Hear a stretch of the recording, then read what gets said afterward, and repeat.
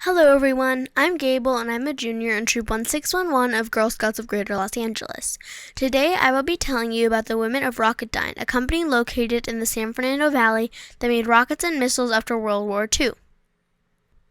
At the end of the 1950s, Rocketdyne employed over 2,260 women, which sounds like a lot but was only 20% of the entire staff. The rest of the staff were men. The 2,260 women at Rocketdyne all did different jobs, from working the assembly line to typing reports and making punch cards. One of those jobs was engineering. Out of the 1,500 engineers at Rocketdyne, only 12 were women.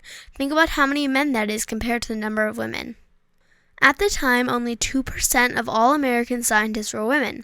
This would mean that 98% of American scientists were men. Compare this to Russia and their 30% women scientists.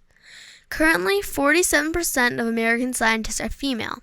That is a big improvement over the late 1950s, but when we look specifically at the field of engineering, only 15% of engineers are women, computer science is only 25%, and 27% in physical science.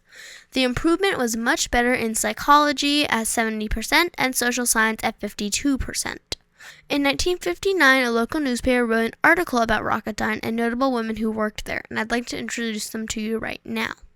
First, there was Nazira Wilkins, who was a woman of color. She was a graduate of Howard University and had a master's degree in physics.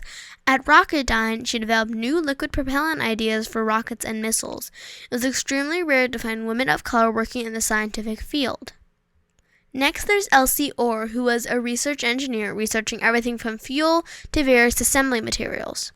In my research, there was a big deal made about how pretty she was, and how impressive it was that she could be a wife and mother and have a job.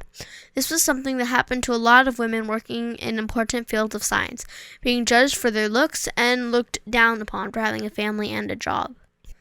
Last but not least is Laureen Erickson, who worked in the Rocketdyne art department. She got her art training in the Chicago Art Institute. She sketched the parts of the rockets for training new employees and for helping build the rockets. Laureen Erickson was a very helpful part of Rocketdyne. Hopefully this has taught you lots about Rocketdyne and the evolution of women in science. If you have any questions, put them in the comments below. Thanks for watching!